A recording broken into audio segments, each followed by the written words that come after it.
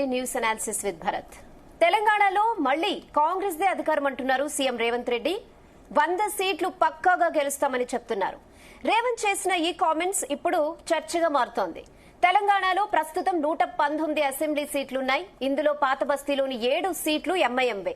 దీంతో మిగిలిన 112 సీట్స్లోనే 100 సీట్లు ఎలా గెలుస్తారు అన్న చర్చ అయితే సాగుతోంది. అయితే సీఎం రేవంత్ రెడ్డి ఈ ప్రకటన చేయడానికి పక్కా లెక్కుందని చెప్తున్నారు. 100 సీట్లు గెలవడం ఎలా సాధ్యం? సీఎం రేవంత్ రెడ్డి ఏం చేయబోతున్నారు? అసలు ఆయన కామెంట్స్ ని ఎలా చూడాలి అనే విషయంపై జీ ఎడిటర్ భరత్ అనాలిసిస్ చేద్దాం. Good evening Bharat. సో చాలా కాన్ఫిడెంట్ గా సీఎం అయితే చెప్తున్నారు, దట్టు 100 సీట్లని. మీరైతే పర్ఫెక్ట్ గా దీని మీద అనాలిసిస్ చేస్తారని నమ్మకం. సో ఏం చెప్తారు, మీ అనాలిసిస్ ఏంటి? సీఎం రేవంత్ రెడ్డి చాలా తెలివైన వాడు. 119లో 100 సీట్లని ఆయన చెప్పలేదు. అందరు 100 సీట్లు అంటే 119లో 100 ఎట్లా సాధ్యమని. డీలిమిటేషన్ జరగబోతుంది కదా, ఓకే, నియోజకవర్గాల పునర్విభజన జరగబోతుంది. అప్పుడు 119 స్థానాలు కాస్త 153 అవుతాయి. పెరుగుతాయి. విభజన చట్టం ప్రకారం ఖచ్చితంగా చేయాలి. అది ఎందుకు ఆపారంటే, ఒక ప్రొవిజన్ వాజ్పేయి హయాంలో ఏం చేశారంటే 2001 తర్వాత జరిగే జనాభా లెక్కల తర్వాత వరకు 2001లో చేసిన చట్టం ఏంటంటే 2026 తర్వాత జరిగే జనాభా లెక్కల ఆధారంగా మాత్రమే ఈ రివిజన్ అన్నది జరగాలి, నియోజకవర్గాల పునర్విభజన అన్నారు. సో ఆ కారణంగా విభజన చట్టంలో ఉన్నప్పటికీ మనకు సీట్లు పెరగలేదు. సో 119 నుంచి 153 అవుతాయి, అప్పుడు 100 సీట్లు వస్తాయని చెప్తున్నారు. సో ఆయన అన్నది 119లో 100 అని కాదు, 153లో 100. ఆయనే చెప్పారు మహిళా రిజర్వేషన్ వస్తాయి, నియోజకవర్గాలు పెరుగుతాయి అని చెప్పారు. 119 నుంచి 150, 153లో 100 అని చెప్పాలి కదా. ఉన్న ముఖ్యమంత్రి, ఇప్పుడు అధికారంలో ఉన్న ముఖ్యమంత్రి 100 సీట్లు అంటే 153లో 100 అంటే 75 సీట్లు వస్తే అధికారం, 77 సీట్లు ఎవరికి వస్తే వాళ్ళకి అధికారం. సో ఆ విధంగా చెప్పారు. తర్వాత 2-3 అంశాలు, రైతు సమస్యల మీద నేను సిద్ధం, ఛాలెంజ్ అసెంబ్లీలో. దాని కేటీఆర్ కూడా ఎస్ ఛాలెంజ్ సిద్ధం అన్నారు. 2 రోజుల్లో చర్చకు రావాలి. ఎక్కడ చర్చిద్దాం? మీ సొంత ఊర్లో చర్చిద్దామా? నల్లమల బిడ్డగా చెప్పుకుంటావు కదా, మీ సొంత ఊరు కొండారెడ్డిపల్లిలో చర్చిద్దామా, లేదా మా సొంత ఊరు అంటే కేసీఆర్ సొంత ఊరు చింతపడకలో చర్చిద్దామా, లేకపోతే ఆయన నియోజకవర్గం గజ్వేల్లో చర్చిద్దామా? ఎక్కడికైనా రెడీ. ఆ బాలకృష్ణ సినిమా డైలాగ్ ఉంది కదా, టైము ప్లేసు నువ్వు ఏం చెప్పినా సరే రెడీ. ఆయన సవాల్ ఇస్తారు. దానికి మంత్రులు రెస్పాండ్ అయ్యి వాళ్ళు నువ్వు కాదు రావాల్సింది కేసీఆర్ రమ్మనండి, దమ్ముంటే అని చెప్పారు. ఇది అయ్యేది కాదు, పోయేది కాదు. రేవంత్ రెడ్డి చెప్పింది కేసీఆర్ వస్తాడా, కిషన్ రెడ్డి వస్తాడా, ఎవరు వస్తారా అని ఆయన సవాల్ విసిరారు. సో ఇది అల్టిమేట్ గా కార్యరూపం అయితే దాల్చదని నేను అనుకుంటున్నా. మనం మాట్లాడదాం. దాసోజు శ్రవణ్ గారు ఉన్నారు, MLC, BRS party MLC. Shravan గారు, నమస్కారం. 2-3 ఇష్యూస్ మీద ఇవాళ కేటీఆర్ రియాక్ట్ అయ్యారు. నిన్న ఫస్ట్ రేవంత్ రెడ్డి మాట్లాడారు, సవాల్ విసిరారు. ఆయన ఏంటంటే పేర్లు ఐడెంటిఫై చేశారు. మోడీ వస్తాడా, కిషన్ రెడ్డి వస్తాడా, కేసీఆర్ వస్తాడా, రండి. మేం చేసినంత రైతులకు ఎవరు చేయలేదు. ప్లస్ 60,000 ఉద్యోగాల్ని, ప్రభుత్వ ఉద్యోగ ఖాళీని మొదటి సంవత్సరంలోనే భర్తీ చేశాం. ఒక్క లెక్క తగ్గినా నేను క్షమాపణ చెప్తా. నేను ఈ ఎల్బీ స్టేడియంలోకి తీసుకొచ్చి 60,000 తల లెక్క పెడదామని ఆయన చెప్పారు. దానికి మీరు చర్చకు సిద్ధం అని కేటీఆర్ సవాల్ విసిరారు. బట్ సీఎం రేవంత్ రెడ్డి ఏమో కేటీఆర్ కాదు, ఆయన కేసీఆర్, కిషన్ రెడ్డి, మోడీ వీళ్ళ పేర్లు తీసుకున్నారు. మరి అవుతుందా ఇది? వాళ్ళ మంత్రులేమో నువ్వు కాదు, మీ ఫాదర్ రావాలి, కేసీఆర్ రావాలి అని వాళ్ళు అంటారు. మీకు వెనకట ఒక బుక్ ఉంటుండేనండి, ఇప్పుడు కూడా of course it's quite a popular book. Politicians, కొంత వార్ఫేర్స్ లో ఉన్న వాళ్ళందరూ బాగా చదువుతారు. ది ఆర్ట్ ఆఫ్ వార్ అని ఒక పుస్తకం ఉంటుంది. సున్జు అని ఒక చైనీస్ మిలిటరీ స్ట్రాటజిస్ట్, ఫిలాసఫర్, ఆయన రాస్తాడు అనమాట. It's suppose to be one of the best books. అయితే ఇప్పుడు రేవంత్ రెడ్డి గారు కూడా పుస్తకం రాస్తా ఉన్నాడు తెలంగాణ చరిత్రలో, ఆర్ట్ ఆఫ్ లయింగ్ అని. సున్జు ఆర్ట్ ఆఫ్ వార్ రాస్తే Revanth Reddy art of lying అని ఒక పుస్తకం రాస్తున్నట్టున్నాడు. కాబట్టి అబద్దాల పునాదుల మీద ఆయన పిసిసి అధ్యక్షుడైండు. అబద్ధాల పునాదుల మీద ముఖ్యమంత్రి అయిండు, అబద్ధాల పునాదుల మీద 18 నెలలుగా పరిపాలన కొనసాగిస్తూ మళ్ళా ఒక భ్రాంతిలో ఉండడేమో అనిపిస్తాడు. I think is in a particular psychological framework. ఏంటంటే అబద్ధం ఆడేటోడు కొంతమంది ఏంటంటే తెలిసి అబద్ధాలు ఆడతారు, కొంతమంది ఏమో తెలియక అబద్ధాలు ఆడతారు, కొంతమంది పరిపూర్ణంగా అబద్ధాన్ని కూడా నిజమే అనుకోని నమ్మి ప్రజలను కూడా నమ్మించే ప్రయత్నం చేస్తాడు. రేవంత్ రెడ్డి గారు బహుశా ఆ ప్రయత్నం ఏమైనా చేస్తుందో అర్థం కావట్లేదు. 60,000 ఉద్యోగాలు ఇచ్చినట్టు ఈ చర్చలు పిర్చలు ఎందుకు నేను పొద్దునట్టు ఎక్కడో చెప్పా. ఆయన ఇంటి పక్కనే ఉన్న పెద్దమ్మ తల్లి గుడి, పెద్దమ్మ తల్లి గుడికి వచ్చి 60,000 ఉద్యోగాలు ఆయన ఇస్తానన్నటువంటి 2 లక్షల ఉద్యోగాలు ఏదైతే గుర్తించి ఆ ఉద్యోగాలకు నోటిఫికేషన్లు ఇచ్చి రిక్రూట్మెంట్ నేను 2 lakhs భర్తీ చేస్తానైతే చెప్పిండో ఆ 2 లక్షల్లో భాగం 60,000 అని చెప్పి ఒకవేళ ఆయన చెప్పినట్టు ప్రూవ్ చేయగలిగినట్టయితే పెద్దమ్మ తల్లికి కాళ్ళు మొక్కం, రేవంత్ రెడ్డికే కాళ్ళు మొక్కి వెళ్ళిపోతాం. నెంబర్ 1. నెంబర్ 2, ఈ చర్చలు పాలిటీషియన్స్ ఈ పార్టీలు ఆ పార్టీలు చర్చలకు రేవంత్ రెడ్డి గారు అన్నటువంటి 60,000 ఉద్యోగాలు ఇచ్చిందే నిజమైతే ఆయన పక్కన కమిషనర్లను, డీజీపీలను, ఎస్ఐలను, వందిమాగదులను వెంబడి పెట్టుకోకుండా అశోక్ నగర్ కు పోయి ఏ కోచింగ్ సెంటర్ ముందన్నా నిలబడి, లేదు చిక్కడపల్లి లైబ్రరీ దగ్గర నిలబడి బిడ్డ మేము 60,000 ఉద్యోగాలు ఇచ్చినా అని చెప్పని చెప్తే ఆయన ఏమాత్రం ఒంటి మీద గాయాలు లేకుండా అక్కడి నుంచి కనుక బయట ఇప్పుడు ఎల్బీ స్టేడియంలోనే చెప్పారు కదా, సిటీ నడిబొడ్డులోనే ఏముంటారండి. ఇటు పక్కన సైబరాబాద్ కమిషనర్, అటు పక్కన హైదరాబాద్ కమిషనర్, వెనుక డీజీపీని పెట్టుకొని చుట్టూ పోలీసులను పెట్టుకొని మస్తు మాట్లాడతారు. నేనేమంటున్నా, రేవంత్ రెడ్డి గారికి ఇది నైతిక ఛాలెంజ్. కేటీఆర్ గారు అవసరం లేదు, కేసీఆర్ గారు అవసరం లేదు, ఎవ్వరు అవసరం లేదు. ఏ నిరుద్యోగులనైతే తను వాడుకొని, ఏ నిరుద్యోగులనైతే రాహుల్ గాంధీతో సహా వాడుకొని చికట్పల్లి లైబ్రరీ తర్వాత అశోక్ నగర్ ప్రాంతంలో ఉన్నటువంటి నిరుద్యోగులను వాడుకొని వాళ్ళ ఓట్లు దండుకొని అధికారంలోకి వచ్చింది. ఇవాళ మా రాజ్యసభ సభ్యులు అనిల్ కుమార్ యాదవ్ కూడా జరిగిన ఉద్యమాల్లో ఆయన కూడా భాగస్వాములైనరు. నేనేమంటున్నా, రేవంత్ రెడ్డి గారు యంగ్ స్టార్, నేను ఫుట్బాల్ ఆడతా బాగా డైనమిక్ అంటున్నాడు కదా, ఆ డైనమిజం పక్కన పెట్టి ఒకసారి గుర్తు తెచ్చుకొని ఒక్కడే అశోక్ నగర్కి వెళ్ళి ఏ కోచింగ్ దగ్గర కన్నా వెళ్ళి నేను 60 ఉద్యోగాలు ఇచ్చినా అంటే ఒంటి మీద గాయం లేకుండా అక్కడి నుంచి ఆయన బయటకు వస్తాడు. ఇప్పుడు దీనిలో లొసుగు ఉంది. 60,000 ఉద్యోగాలు ఇచ్చారు, కానీ మీ హయాంలో ఇచ్చిన వాటి కూడా ఆయన నేను ఫాస్ట్ గా రిక్రూట్మెంట్ కంప్లీట్ చేసే ఇచ్చా అంటున్నారు.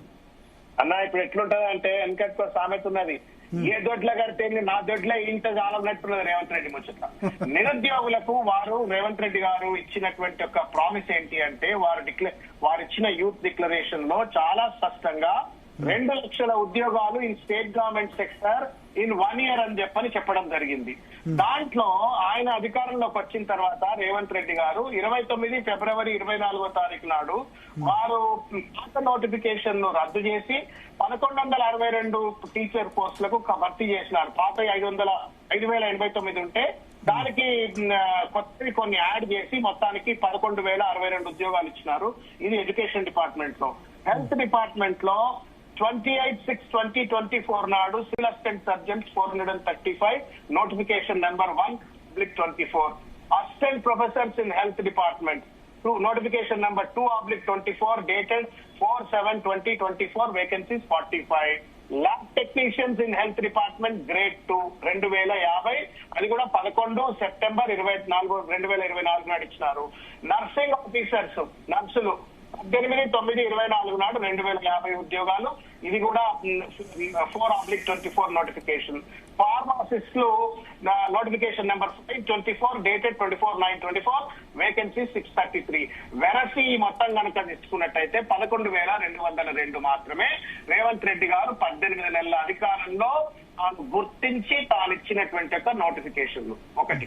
అయితే ఆయన గత ప్రభుత్వం కేసీఆర్ గారు ప్రభుత్వం గుర్తించినటువంటివి, నోటిఫికేషన్లు ఇచ్చినటువంటివి, రిక్రూట్మెంట్ ప్రాసెస్ ఉన్నటువంటివి అన్ని ప్రోగ్రెస్ లో ఉన్నటువంటి వాటన్నిటిని కూడా తన ఖాతాలో వేసుకొని 100 కోట్ల రూపాయలు ఖర్చు పెట్టి తాను ఉద్యోగాలు సృష్టించినట్టు, తాను ఉద్యోగాలు ఇచ్చినట్టుగా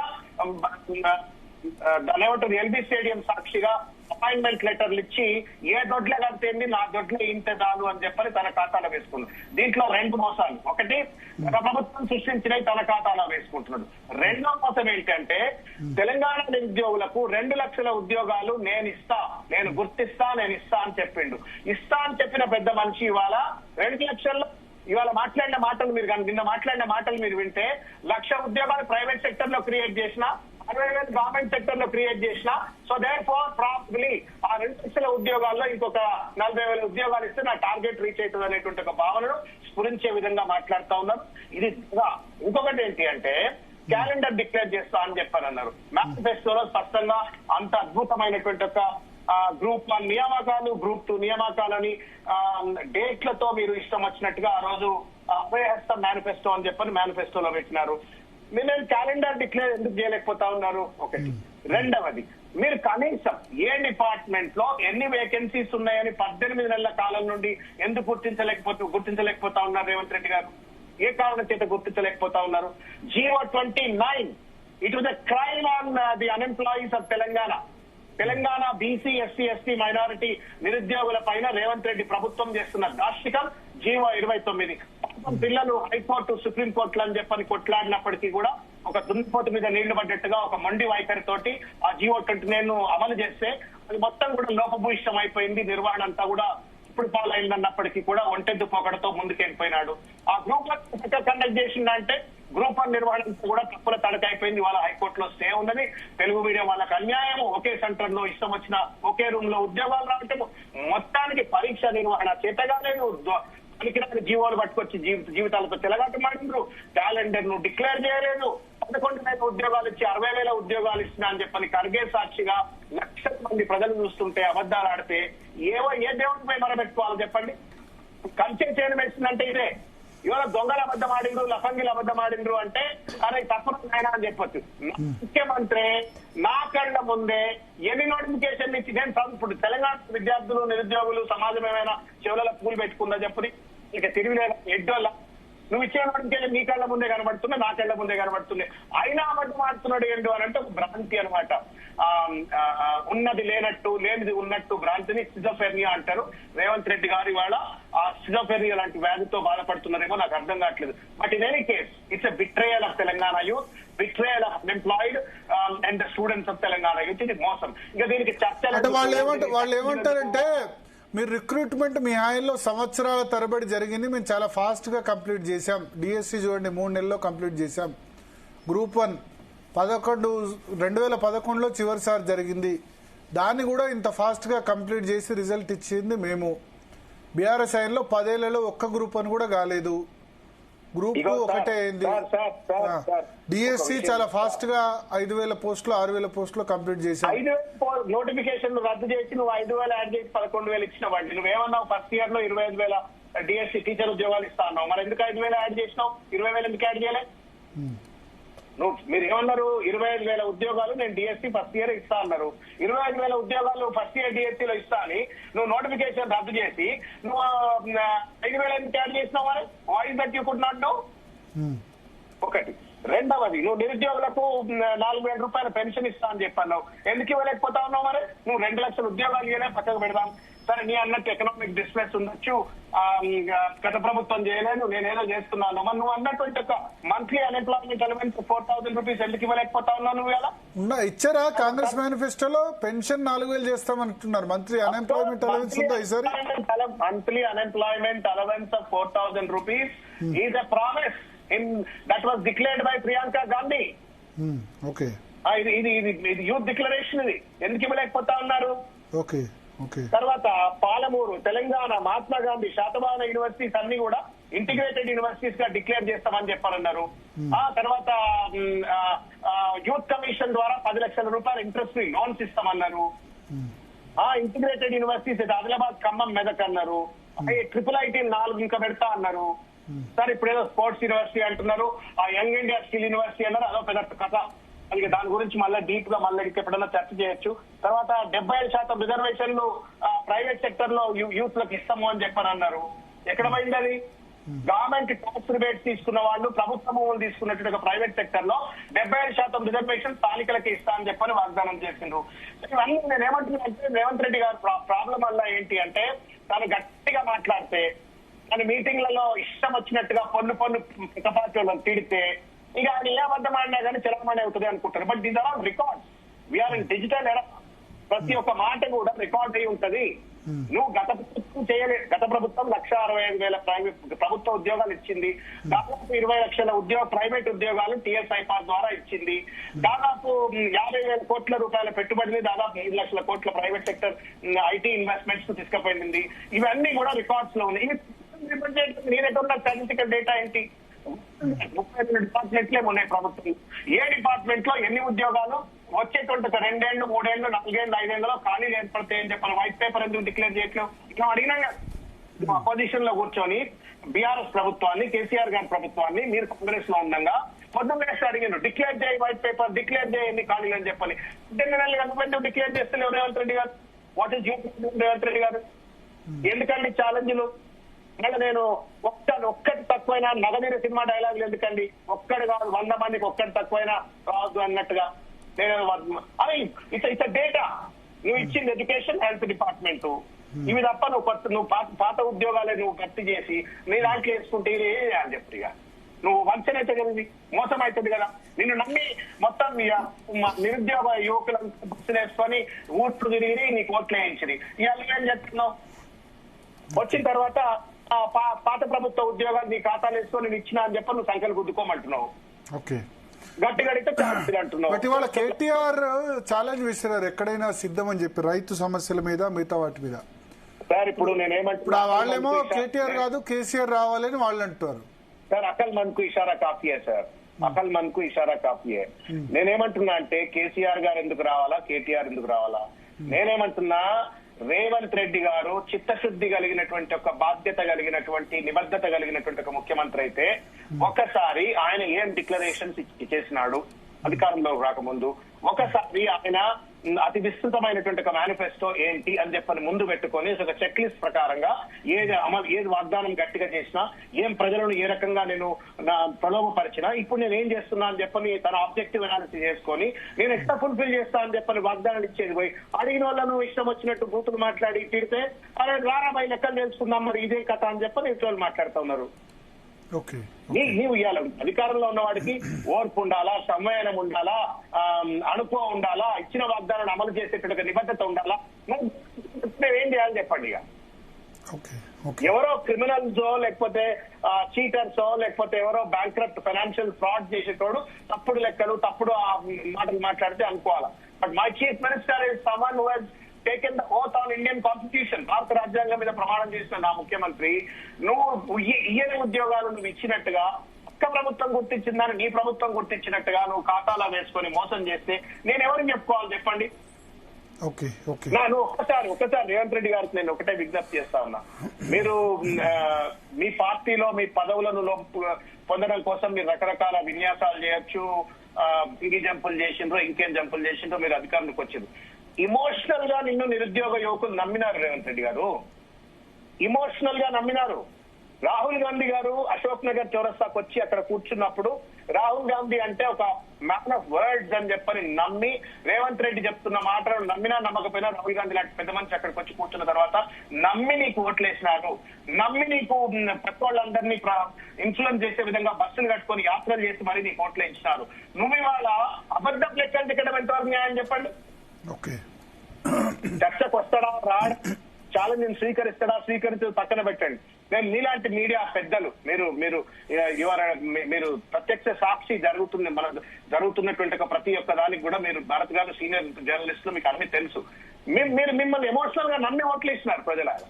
జీవో 46 వాళ్ళదైతే దుర్భరమైన కాదా? మీరు చెప్తే కళ్ళలో నీళ్లు వస్తాయి భరత్ గారు. మొత్తం ఇవాళ మంత్రివర్గ సభ్యులందరూ కూడా ఆ రోజు కాంగ్రెస్ పార్టీలో పెద్దలందరూ కూడా ఫోటోలు దిగిండ్రు. అరే మేము రాగానే జీవో 46 రద్దు చేస్తాం, మేము రాగానే మీ అందరికి ఉద్యోగాలు ఇస్తామని చెప్పి నా కానిస్టేబుల్ అంతా బీసీలు ఎస్సీలు ఎస్టీలు చిన్న చిన్న కులాలకి వచ్చినట్టు ఒక పేద బిడ్డలు ఇలా సుప్రీంకోర్టులో తిరుగుతా ఉన్నారు. రేవంత్ రెడ్డి గారు నమ్మి ఆ 1,00,000 మంది బస్సులు వేసుకొని కాంగ్రెస్ పార్టీకి ఆ రోజు ఓట్లు వేయమని చెప్పని తిరిగింది. అట్లా నువ్వు నిరుద్యోగ యువకులందరినీ మోసం చేసి వంచన చేసి అధికారంకి వచ్చి వాళ్ళని వాడుకొని అధికారంకి వచ్చిన తర్వాత మీరు దొంగ లెక్కలు చెప్పి అది కూడా అది ఎంత ఒక హెజిటేషన్ ఉండాలండి అబద్ధం ఆడటానికి కూడా. ఇంత కూడా కనీసం ఒక ఇసుమంత హెజిటేషన్ లేకుండా మాట్లాడుతున్నాడు. నేనేమంటున్నా, ఏ నోటిఫికేషన్ ద్వారా నువ్వు ఇచ్చినావు చెప్తున్నావు? నువ్వు అన్న 60,000 డేట్ ఆఫ్ నోటిఫికేషన్స్ ఏంటి? మీరు ఇచ్చిన నోటిఫికేషన్స్ కంటిన్యూషన్. కాకపోతే ఏంటంటే మీరు చాలా ఆలస్యం చేశారు, కంప్లీట్ చేశారు. ఇప్పుడు వాళ్ళు కంప్లీట్ చేశారు. భరత్ గారు, మీకు అనిపించట్లా ఇది? నరేంద్ర మోడీ గారు అధికారంలోకి వచ్చి 10-12 సంవత్సరాలు అయిన తర్వాత ఆయన కూడా నేను ఈ ప్రశ్న అడిగితే ఏమంటారంటే వాళ్ళు ఇచ్చిన అప్పులు మేము కడతలేమా? వాళ్ళు ఇచ్చిన అప్పులు మేము కడుతున్నాం కదా, కట్టినప్పుడు వాళ్ళు ఇచ్చిన నోటిఫికేషన్ మాత్రం మాది కాకుండా ఎట్లా పోతే ఫిలప్ మేము చేస్తేనే అంటున్నారు. సరే, ఇప్పుడు 1,80,000 కోట్ల రూపాయల అప్పు 18 నెలల్లో రేవంత్ రెడ్డి గారు చేసి కాగ్ లెక్కల ప్రకారంగా నెలకు 2,000 కంటే దాటినటువంటి ఒక మిత్తి కట్టి నేను 1,80,000 కోట్ల రూపాయలు మిత్తి కట్టినా అని చెప్పని అదొక అబద్ధం ఆడుతా ఉండు, ప్రజలు తప్పుదోవ పట్టిస్తా ఉన్నాడు. నేనేమంటా ఉన్నా అంటే development is a continuous process. Development is a continuous process.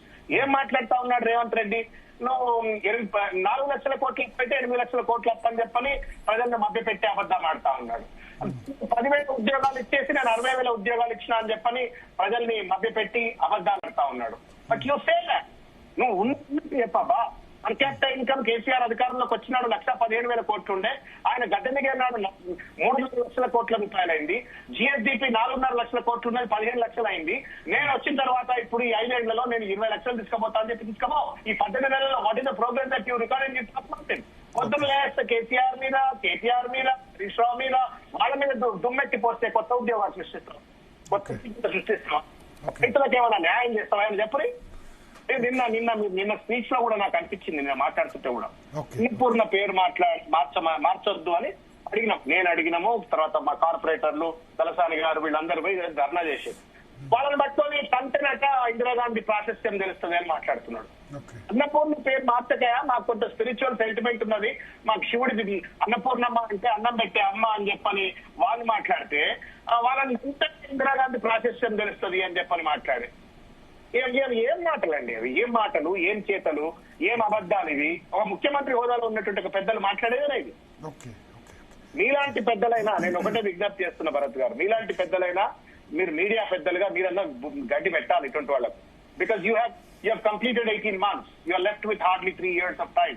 ఈ 3 ఏళ్ళైనా ఇచ్చిన వాగ్దానాన్ని అమలు చేయండి. ఇప్పటికే రాష్ట్రం 18 నెలల్లో 18 ఏళ్ళు అంకెకి వెళ్ళిపోయింది. మళ్ళా 18 నెలల్లో 18 ఏళ్ళు అంకెకి వెళ్ళిపోయింది. There is a revenue deficit every month. ప్రతి నెల రెవెన్యూ డెఫిసిట్ లో ఉంది రాష్ట్రం ఇవాళ. రియల్ ఎస్టేట్ రంగం మొత్తం సర్వనాశనం అయిపోయింది. ఉన్న ఉద్యోగాలు ఉన్నాయి, చాలా మంది సర్వీస్ సెక్టర్ లో ఉన్నటువంటి వాళ్ళ ఉద్యోగాలన్నీ పోతా ఉన్నాయి. చిన్న ఎంఎస్ఎంఈ సెక్టర్ అంతా సర్వనాశనం అయిపోయింది తెలంగాణలో. ఎంఎస్ఎంఈ సెక్టర్ గ్రోత్ లేదు. మొత్తం ఫైనాన్షియల్ బ్యాంక్రప్సీలో స్టేట్ ఉంటే పచ్చబద్దాలు ఆడుతూ కేసీఆర్ నిడితే సంపద పెరుగుతుందా? ఆయనకాయనే ఇంత కాంట్రడిక్షన్స్ అంటే ఆయనకాయనే చెప్పుల దొంగ అని చెప్పని ఆయనకాయనే అనుకుంటాడు. నేనే 3 లక్షల కోట్ల పెట్టుబడి తెచ్చినా అంటాడు, 1,00,000 ఉద్యోగాలు ఇచ్చేసిన అంటాడు, 60,000 ఉద్యోగాలు అంటాడు. There is something seriously wrong in the way political communication అని ఉంటుంది, అడ్మినిస్ట్రేటివ్ కమ్యూనికేషన్ అని ఉంటుంది. వాళ్ళకి ఏం చెప్పాలో, ఎప్పుడు చెప్పాలో, ఎట్లా చెప్పాలో ఎవరు అడ్వైజర్ లో తెలుస్తలేదు. మొత్తానికి confusion, but they are leading the state into a confusion which is a very unthought sir. Thank you Shravan garu, జీతలు న్యూస్ కోసం మీ సమయం కేటాయించినందుకు.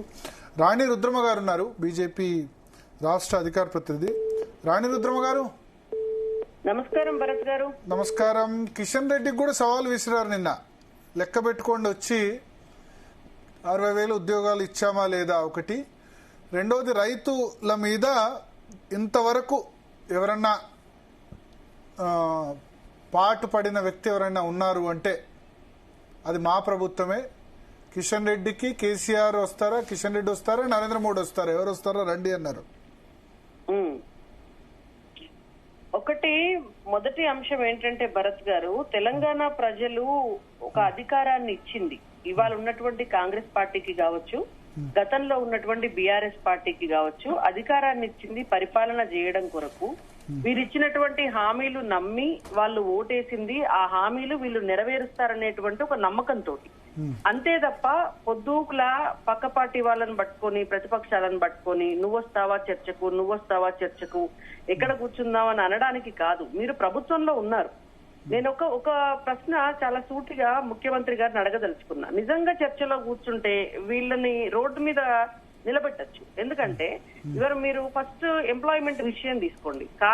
బీఆర్ఎస్ పార్టీ తెలంగాణ విద్యార్థుల ఆత్మ బలిదానాల మీద వచ్చిన తెలంగాణలో ఈ తెలంగాణ రాష్ట్రానికి మేము కాపలా కుక్కలాగా ఉంటామని చెప్పిన వాళ్ళు అధికారంలోకి వచ్చి ఆ రోజు బీఆర్ఎస్ పార్టీ 10 సంవత్సరాల అధికారంలో ఉండి కూడా ఒక్క ప్రభుత్వ శాఖలో కూడా సంపూర్ణంగా ఖాళీలను ఫిలప్ చేయలేని ఒక అసమర్థమైన పరిపాలనను బీఆర్ఎస్ పార్టీ అందించింది 10 సంవత్సరాలు. దాన్ని బేరీజ్ వేసుకొని రేపు మేమొస్తే అద్భుతమైనటువంటి పరిపాలన ఇస్తామని చెప్పి కాంగ్రెస్ పార్టీ అధికారంలోకి వచ్చింది. వచ్చిన తర్వాత వీళ్ళు మాత్రం ఏం చేశారండి? మేము ఒక్కటే క్వశ్చన్ అడుగుతున్నాము. మీరు ఎన్నికల హామీలు ఇచ్చేటప్పుడు, ఎలక్షన్ క్యాంపెయినింగ్ జరిగేటప్పుడు మీకు జాబ్ క్యాలెండర్ రిలీజ్ చేసేటటువంటి మెకానిజం ఉంది. కానీ ప్రభుత్వంలోకి వచ్చిన తర్వాత మాత్రం మీకు పర్ఫెక్ట్ గా ఒక జాబ్ క్యాలెండర్ రిలీజ్ చేసే మెకానిజం ఎందుకు లేదు అని మేము అడుగుతున్నాం. ఎందుకు ఇవ్వట్లేరు? ఇప్పుడు జూలై ఆగస్ట్ లో జాబ్ క్యాలెండర్ రిలీజ్ చేస్తాం అంటారు. అంటే జాబ్ క్యాలెండర్ రిలీజ్ చేయడానికి 2 సంవత్సరాలు పడుతుందా భరత్ గారు? 2 సంవత్సరాలు పడుతుందా? అంటే వాళ్ళు ఏమంటే వర్గీకరణ మొన్ననే కంప్లీట్ అయింది, ఇటువంటి ఇష్యూస్ ఉన్నాయి, వర్గీకరణ కానీ మిగతా ఇష్యూస్ ఉన్నాయి, వాటిని కంప్లీట్ చేసేందుకు కొంత సమయం పడుతుంది, అందువల్ల కొంత డిలే అవుతుంది అని అంటున్నారు. ఇవాళ దానికి దీనికి ఏం సంబంధం అండి? చిత్తశుద్ధి ఉంటే చెయ్యాలి అనుకుంటే దేనికి కూడా ఇంత సమయం పట్టదు భరత్ గారు. అది మీకు తెలుసు, మాకు తెలుసు. మేమేమంటున్నాము అనంటే పొద్దుకులా విమర్శ చేయడం కొరకు కాదు. నిరుద్యోగం అనేటువంటి అంశము తెలంగాణ రాష్ట్రంలో ఇవాళ ఇది ఇక్కడ ఆర్టిఫిషియల్ గా క్రియేట్ అవుతుంది అనేది అర్థం చేసుకోవాలి మనం. ప్రతి ప్రభుత్వంలో ప్రభుత్వ శాఖలో ఉన్నటువంటి ఖాళీలను ఫస్ట్ ఫిలప్ చేసేటటువంటి సిస్టమ్ ని బీఆర్ఎస్ డెవలప్ చేయక, ఇవాళ కాంగ్రెస్ పార్టీ డెవలప్ చేయక 10-11 ఏళ్ల నుంచి గ్రూప్స్ ఉద్యోగాల కోసం ఎదురు చూస్తున్నటువంటి నిరుద్యోగులను ఎందుకు మోసం చేయాలి అంటున్నా నేను. అదే ఒక ఎమ్మెల్యే రాజీనామా చేస్తే, ఒక ఎంపీ రాజీనామా చేస్తే, ఏదన్నా ఒక సీటు ఖాళీ ఉంటే వీళ్ళు ఆగుతున్నారండి ఎలక్షన్ పెట్టకుండా. కానీ అదే ప్రభుత్వ శాఖలల్లో ఉద్యోగాలు ఫిలప్ కాకపోతే ఒక కేవలం ఈ మాట అంటే వాళ్ళు కేంద్ర ప్రభుత్వ ఉద్యోగాలు 16 లక్షలు భర్తీ చేయలేదు అంటున్నారు. నేనేమంటున్నాను భరత్ గారు, కేంద్ర ప్రభుత్వ ఉద్యోగాలు భర్తీ చేయకపోతే యూ క్వశ్చన్ ఆన్ ఇట్ అంటున్నా. మీరు ప్రశ్నించండి, మేమేం దాన్ని కాదనట్లేదు. మీరు ప్రశ్నించండి, ఎక్కడెక్కడ ఖాళీలు ఉన్నాయో చెప్పండి.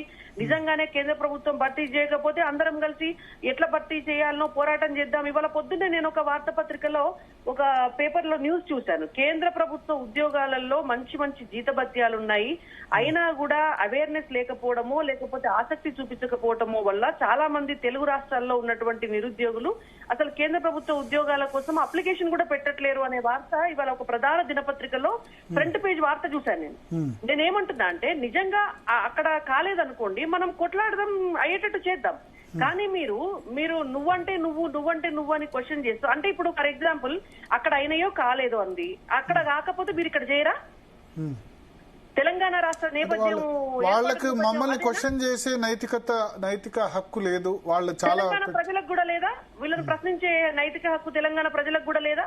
తెలంగాణ ప్రజలు అడుగుతున్నారు అనుకోండి, ఇవాళ తెలంగాణ ప్రజలు అడుగుతున్నారు, నువ్వు అధికారంలోకి వచ్చావు, నువ్వెందుకు ఫిలప్ చేయట్లేవు, ఏదో ఒక వంక పెట్టి 2 ఏళ్ళు ఎట్లా జరుపుతున్నావు అని తెలంగాణ ప్రజలు అడుగుతున్నారు. ఇదే సమాధానం చెప్తారా వాళ్ళు తెలంగాణ ప్రజలకి?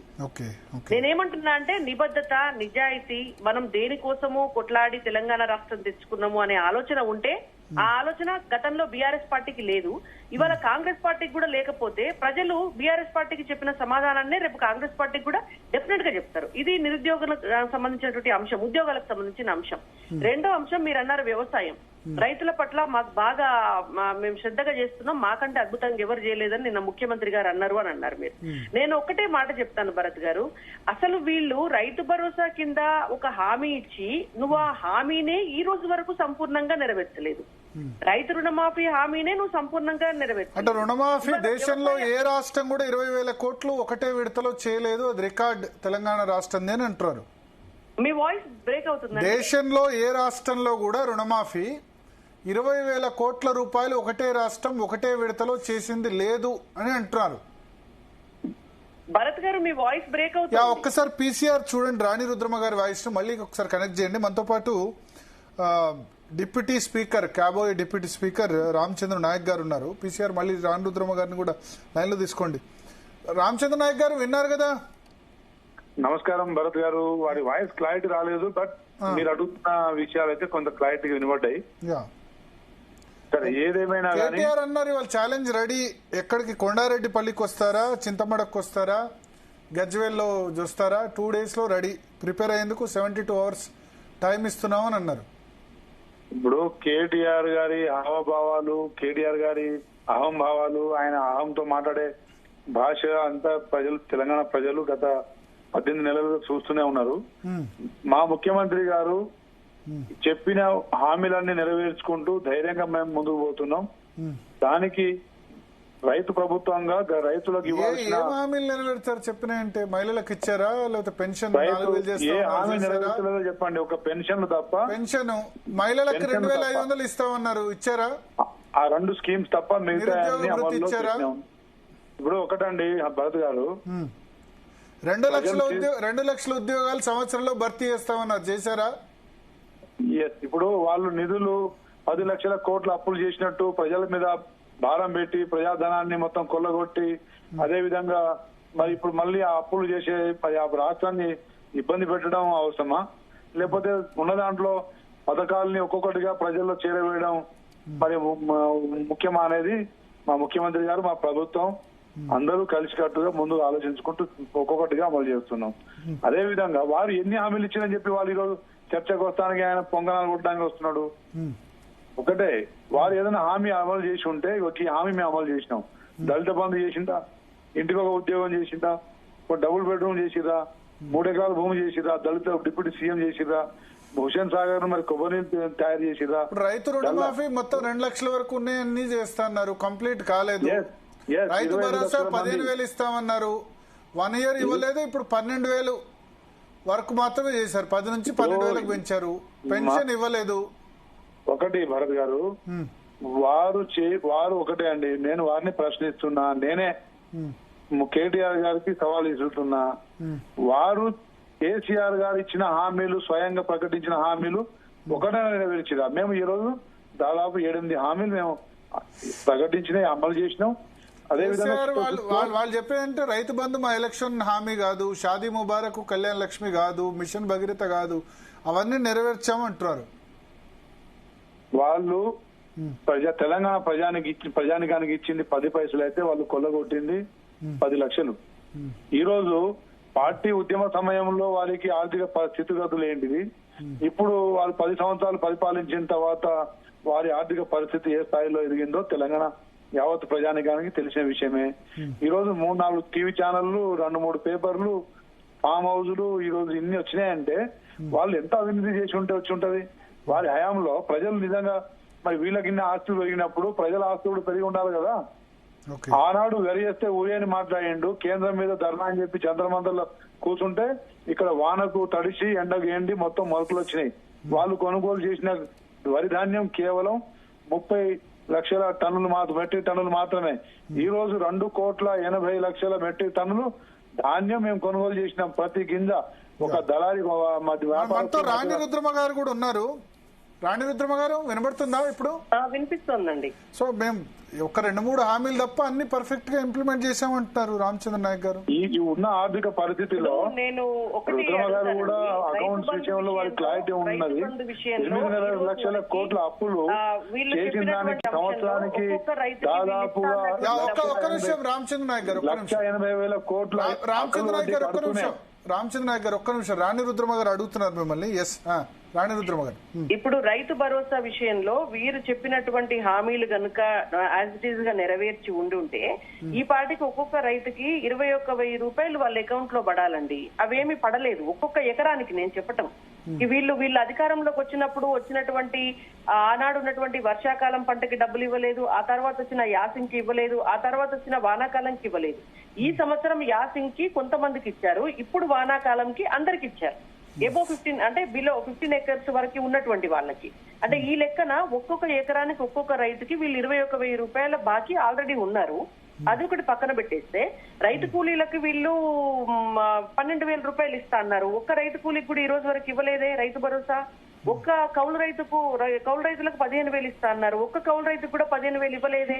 ఇచ్చినట్టు ఎక్కడి నుంచి అవుతుందండి రైతు భరోసా? వీళ్ళు సంపూర్ణంగా రైతు భరోసా అనేటువంటిది ఈ రోజు వరకు కూడా ఇంప్లిమెంట్ అవ్వలేదు. భవిష్యత్తులో చేస్తారా చేయరా మనకు తెలియదు. నెంబర్ 2, మహిళలకి 2,500 రూపాయలు నెలకి ఇస్తామన్నారు, ఈ రోజు వరకు ఇవ్వలేదు. విద్యార్థులకి విద్యా భరోసా 5 లక్షలు ఇస్తా అన్నారు, ఈ రోజు వరకు ఇవ్వలేదు. అసలు వృద్ధులకి పెన్షన్ 4,000 రూపాయలు చేస్తామన్నారు, ఈ రోజు వరకు కూడా పెంచలేదు.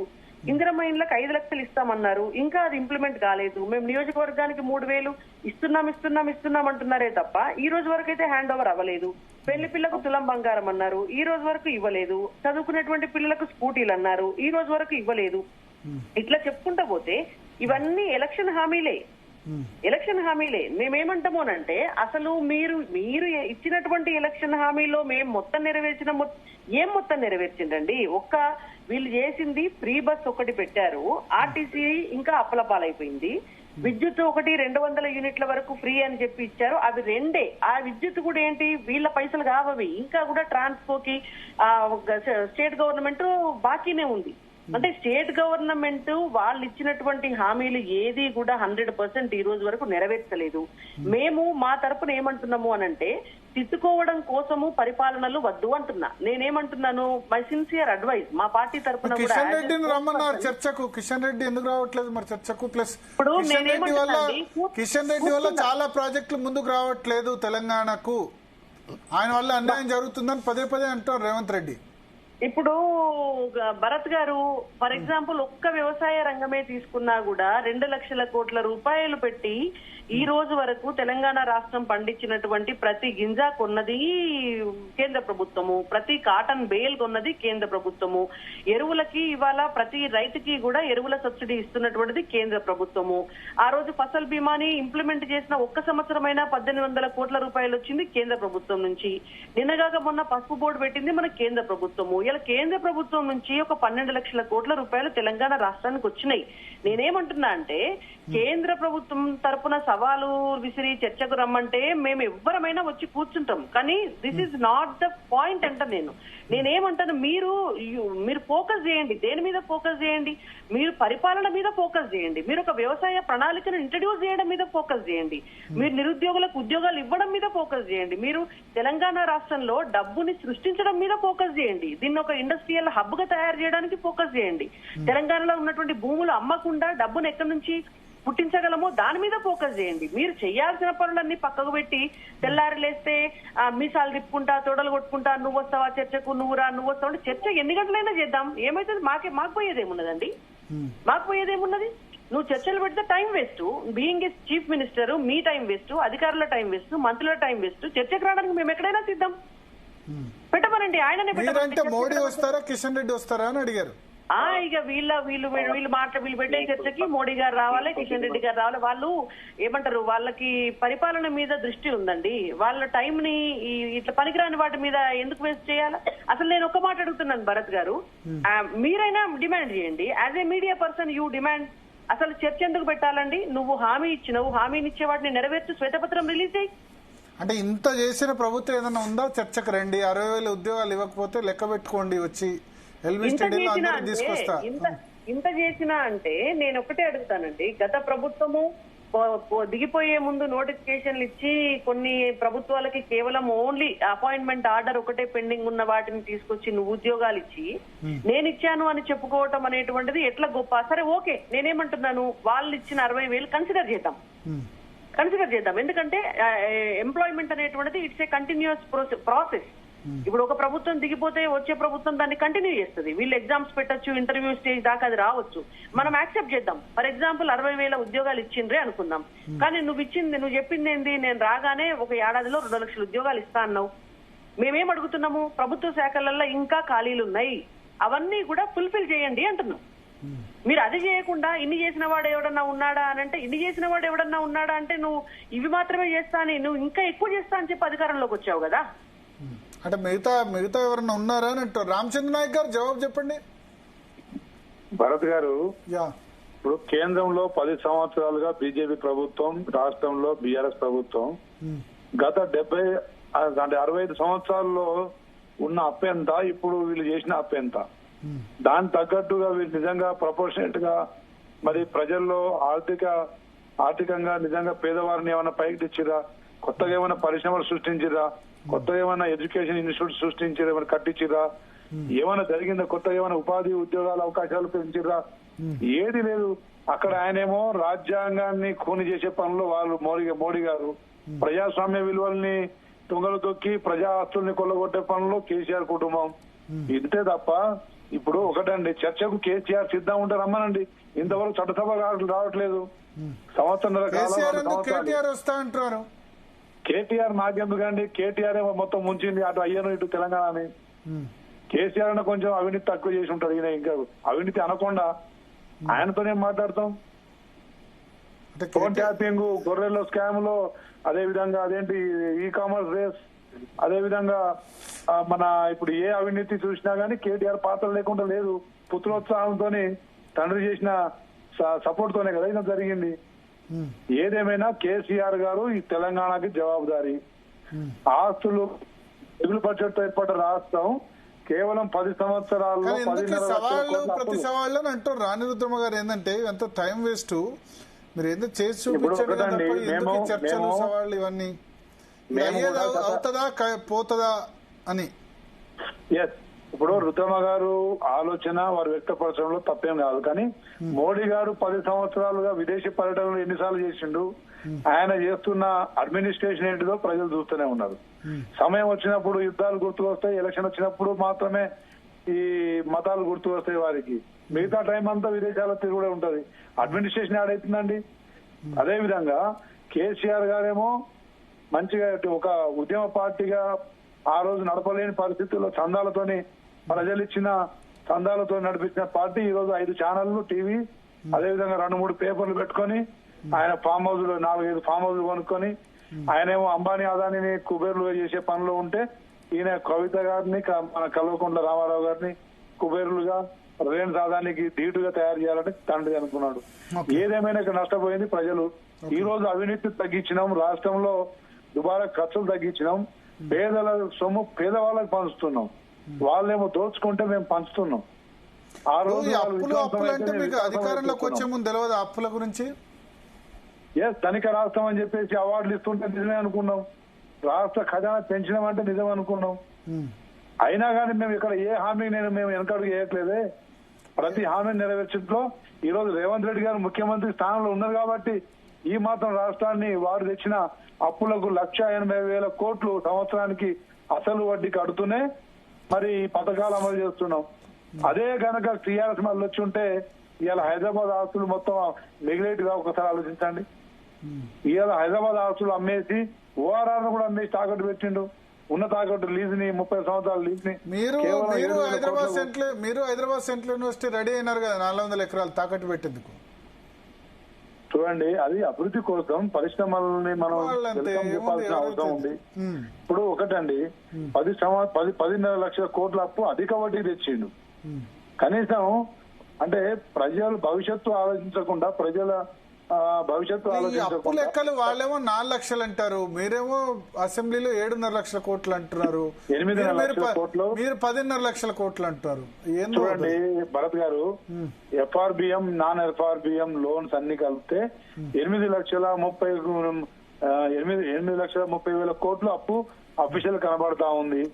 ఇంకా వాళ్ళు బతుకమ్మ చీరల దగ్గర నుంచి, ఆప్కో నుంచి, క్రిప్కో నుంచి వారు మన బెస్ట్ అవైలబుల్ స్టూడెంట్ స్కీమ్స్ కానీ, అదేవిధంగా ఓవర్సీస్ స్కాలర్షిప్లు కానీ, కాంట్రాక్ట్ సర్పంచులు ఎంపీటీసీలు చేసిన వర్క్స్ కానీ, కాంట్రాక్ట్ వర్క్స్ కానీ, అదే విధంగా వారు 100 సీట్లు గెలుస్తామంటారు. ఏ కాన్ఫిడెన్స్ చెప్తున్నారు? 100 సీట్లు తప్పకుండా భవిష్యత్తు. 119కి 100, 153కి 100.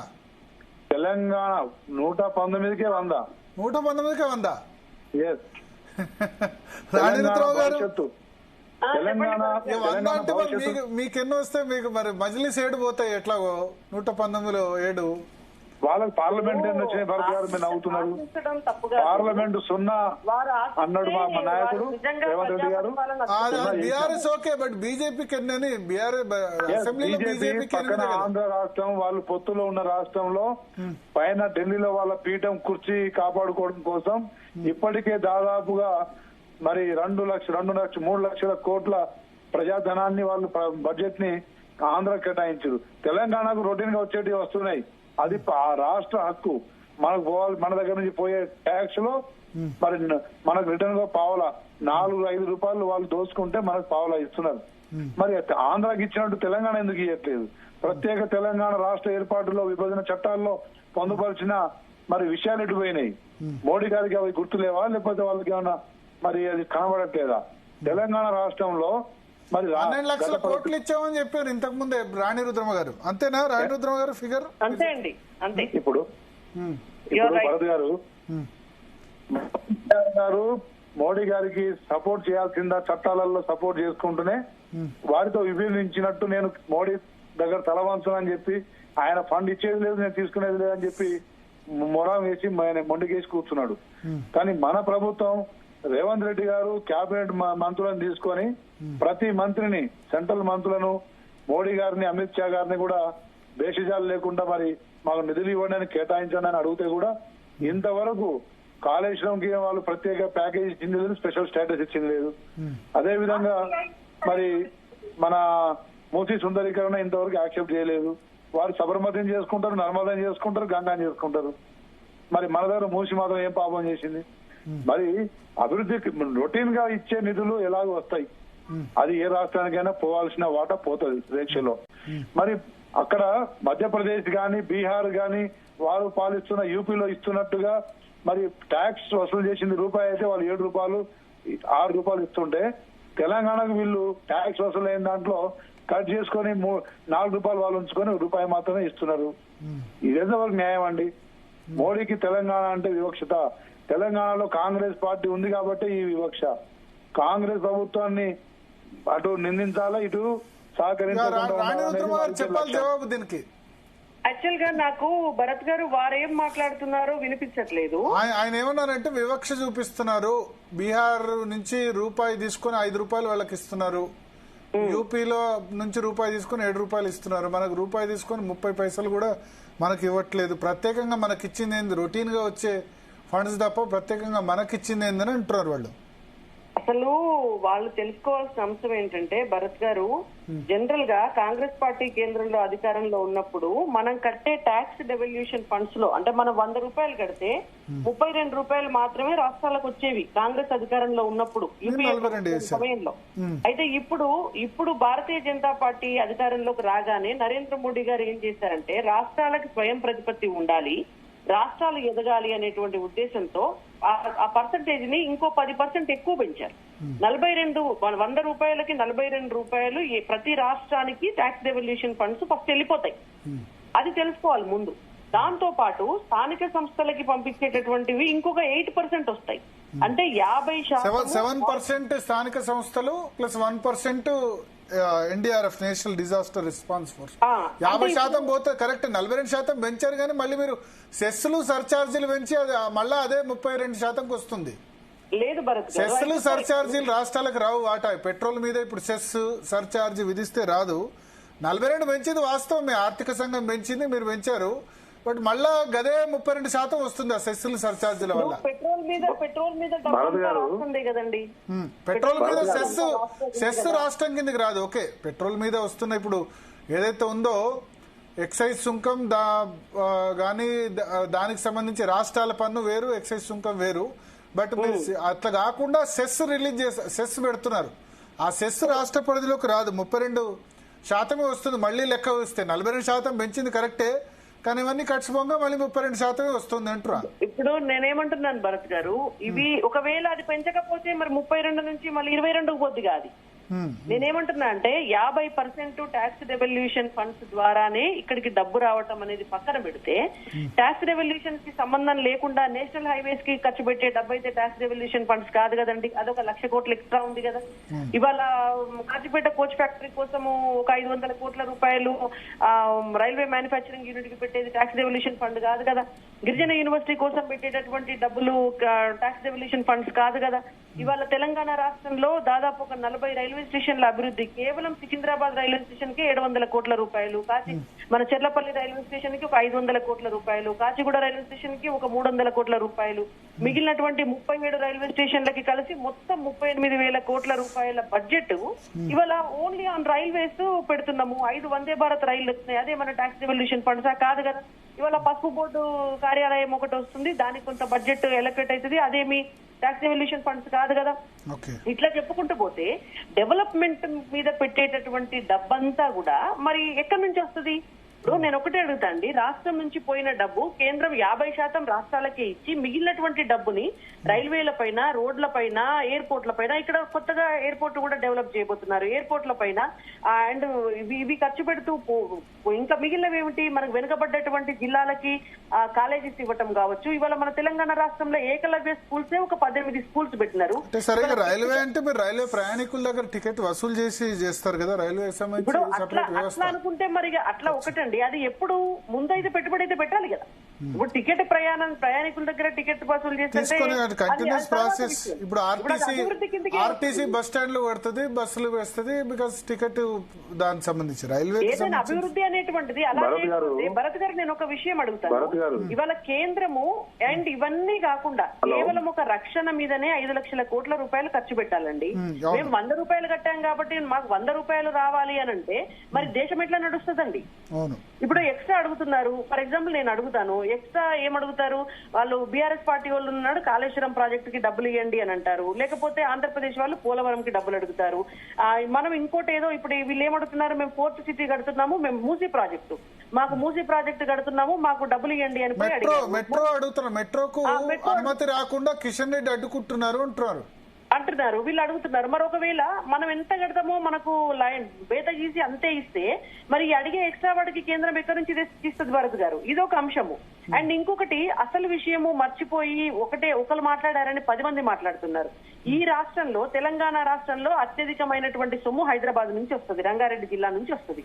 మరి ఇప్పుడు మొత్తం డబ్బులంతా రంగారెడ్డి జిల్లాలోనే ఖర్చు పెట్టాలి కదా. మరి కాంగ్రెస్ పార్టీ వాళ్ళు, బీఆర్ఎస్ పార్టీ వాళ్ళ ఆర్గ్యుమెంట్ ప్రకారం మరి ఆదిలాబాద్ లో అవసరమైతే ఖర్చు పెట్టరా, మంచిర్యాలలో అవసరమైతే ఖర్చు పెట్టరా, జనగాంలో అవసరమైతే ఖర్చు పెట్టరా, ఖమ్మంలో అవసరమో, కొత్తగూడెంలో అవసరమైతే ఖర్చు పెట్టకూడదా? మరి వీళ్ళ లెక్క ప్రకారం ఖర్చు పెట్టకూడదు. మరి మొత్తం రంగారెడ్డి జిల్లాలో మాత్రమే ఖర్చు పెట్టాలి. అది సాధ్యమవుతుందండి పరిపాలనలో?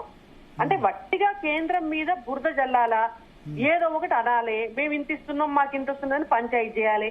మరి ఈ వీళ్ళ లెక్కన పంచాయతీ చేయదలుచుకుంటే రేపు పొద్దున్న నుంచి హైదరాబాద్ లో ఉన్నటువంటి జిహెచ్ఎంసీ కార్పొరేటర్లు, జిహెచ్ఎంసీ మేయరు మాడ కూర్చొని మొత్తం మా దగ్గర నుంచి వచ్చే ఒక్క రూపాయి కూడా ఎక్కడికి పోవద్దని బరిగీసుకొని కూర్చుంటే అసలు తెలంగాణ రాష్ట్రంలో ప్రభుత్వం నడుస్తుందా అండి? భరత్ గారు, తెలంగాణ రాష్ట్రంలో ప్రభుత్వం నడుస్తుందా? ఇది ఆర్గ్యుమెంట్ ఎవరి కన్వీనియన్స్ లో వాళ్ళు ఆర్గ్యుమెంట్ చేసుకుంటారు అంతే. అది ఇన్వాలిడ్ ఆర్గ్యుమెంట్. అది కనీసము కొంచెం దేశ రక్షణ కోసం కేంద్ర ప్రభుత్వం పెట్టాలి అది చేయరు కదా, చేయకూడని ఆర్గ్యుమెంట్ అది. అండ్ ఇంకొకటి కూడా, మీ జేబులకు వెళ్ళిస్తున్నారా అని కేంద్ర ప్రభుత్వాన్ని డిమాండ్ చేస్తున్నారు. మరి రాష్ట్ర ప్రభుత్వం ఏమన్నా వాళ్ళ జేబులకు వెళ్ళిస్తుందా అండి? ఏదైనా ప్రజలు కట్టే సొమ్మే కదా, ఏదైనా ప్రజల సొమ్మే. అది కేంద్రం ఖర్చు పెట్టిన ప్రజల సొమ్మే, రాష్ట్రం ఖర్చు పెట్టిన ప్రజల సొమ్మే. అంటే చాలా మాట్లాడకూడని భాష మాట్లాడి మోడీ జేబులకు వెళ్ళిస్తున్నారా అంటే రేవంత్ రెడ్డి జేబులకు వెళ్ళిస్తున్నాడా, కేసీఆర్ జేబులకు వెళ్ళిచ్చిండా? రామచంద్ర నాయక్ గారు, భరత్ గారు, మీరు సమాధానం చెప్తే క్లోజ్ చేద్దాం చర్చని. ఇప్పుడు ఒకటండి, మోడీ 10 సంవత్సరాల పాలనలో ఒరిగింది లేదు. కేసీఆర్ గారు చేసిన సంవత్సరాలు వెనుకబడ్డది మన రాష్ట్రం. ఇప్పుడు గత సంవత్సరం వరదలు ఖమ్మం, మా డోర్నకల్, మహబూబాద్ పరిసర ప్రాంతాల్లో ఒకే ఒక రాత్రికి దాదాపు 150 చెరువులు, దాదాపు మరి బ్రిడ్జిలు అన్ని డ్యామేజ్ అయినాయి. 5,000 కోట్ల నష్టం జరిగిందని చెప్పేసి కేంద్ర కమిటీ వచ్చి మొత్తం ఎంక్వైరీ చేసుకొని రిపోర్ట్ చేసుకొని పోయినాక వాళ్ళు ఇచ్చింది కేవలం 400 కోట్లండి. ఇప్పుడు వాళ్ళు ఒకసారి కేంద్ర ప్రభుత్వం తెలంగాణ మీద ఎంత వివక్షత చూపిస్తుందని మీరు అర్థం చేసుకోండి. అదే విధంగా మన దగ్గర ఇరిగేషన్ ప్రాజెక్టులన్నీ దేవాదుల ఫేజ్ 2, ఫేజ్ 3, సమ్మక్క సారక్క, తుపాకులగూడెం, అదే విధంగా మరి తుమ్మిడిహట్టి, అక్కడ నెట్టంపాడు, కల్వకుర్తి, ఎస్ఎల్బిసి అన్ని పెండింగ్ ఉన్నాయి. మన ప్రాజెక్టులు ఎందుకు కంప్లీట్ కావట్లేదు? ఆంధ్ర ప్రాజెక్టులకు పర్యావరణ క్లియరెన్స్ గానీ లేదంటే ప్రత్యేక ప్యాకేజీలు గానీ ఎందుకు అంత ప్రేమ ఆంధ్ర మీద వాళ్ళ? అంటే ఒక్కసారి ఆలోచించండి. ఈ రోజు రుద్రమ్మ గారు చెప్పినా ఎవరు చెప్పినా వాస్తవాలు ప్రజలు అన్ని గమనిస్తా ఉన్నారు. ప్రజాక్షేత్రంలో బీజేపీకి టీఆర్ఎస్ కి రేపు భవిష్యత్తు ఉండదని చెప్పేసి మా ముఖ్యమంత్రి గారు ధీమాతో ఉన్నారు. మేము కూడా మేము ప్రజల పక్షాన్ని నిలబడ్డాం. ఈ రోజు ఏ ఆర్థిక సంస్కరణలు చేసినా, ఏ ఆర్థిక విధానాలు మేము అవలంబించినా అంతిమ లక్ష్యం మా మానవ అభివృద్ధి, రాష్ట్ర అభివృద్ధి తప్ప రెండోది కాదు. Okay okay okay. సో రాణి రుద్రమ్మ గారు, భరత్ గారు వారేమన్నారో నాకు వినిపించట్లేదు, చెప్పండి. ఆయన బేసిక్ గా ఒకటేందంటే, సరే ఈ ఆర్గ్యుమెంట్స్ అన్ని ఎట్లా ఉన్నా సరే, మేము వాళ్ళు 10 సంవత్సరాలు ఉన్నారు, మీరు 10 సంవత్సరాలు ఉన్నారు, 20 నెలలు ఉన్నాం. ఈ 20 నెలల్లో మేము చేసి చూపించింది చాలా ఎక్కువ అని అంటున్నారు. మా ద్వారా అయిన పనులు ఎక్కువ ఉన్న టర్మ్ ప్రకారం చూస్తే. ఇప్పుడు ఎక్కువ తక్కువ ప్రజలు డిసైడ్ చేస్తారు. 100 సీట్లు అంటారు రేవంత్ రెడ్డి. ఏమంటారు? 100 సీట్లు వస్తాయని చెప్పారు రేవంత్ రెడ్డి. తెచ్చుకోమనండి. గ్యారంటీ 15 ఎంపీలు 100 సీట్లు. 100 సీట్లు అంటే ఆయన మరి డీలిమిటేషన్ అవుతుంది కాబట్టి 153 సీట్లకు చెప్పారేమో. ఒకవేళ 119 సీట్ల కంటే మజ్లిస్ ఏడు పోతే ఇక బీజేపీకి వచ్చే ఎన్నో మరి అట్లా. మళ్ళీ బీఆర్ఎస్ ఉంది, బీజేపీ ఉంది. ఇప్పుడు కేసీఆర్ గారు కూడా అన్నారు, రాష్ట్రంలో మేమే, ఢిల్లీలో మేమే, గల్లీలో మేమే, సారు కారు 16. ఫస్ట్ టైం 88 సీట్లు వచ్చాయి నాకు. 88 ప్లస్ 2 ఇండిపెండెంట్ వాళ్ళు 90 సీట్లు కొట్టారు కేసీఆర్ ఫస్ట్. ఢిల్లీలో చక్రం తిప్పుతాము, గల్లీలో చక్రం తిప్పుతాము, 20 ఏళ్ళు మేమే ఉంటాము అన్నారు. అనుకున్నంత మాత్రాన అయిందా? అంటే రేవంత్ రెడ్డి పదే చెప్తున్నారు, తెలంగాణ ప్రజలు 10 సంవత్సరాలు ఇస్తారు ఎవరికి ఇచ్చినా అని అంటారు.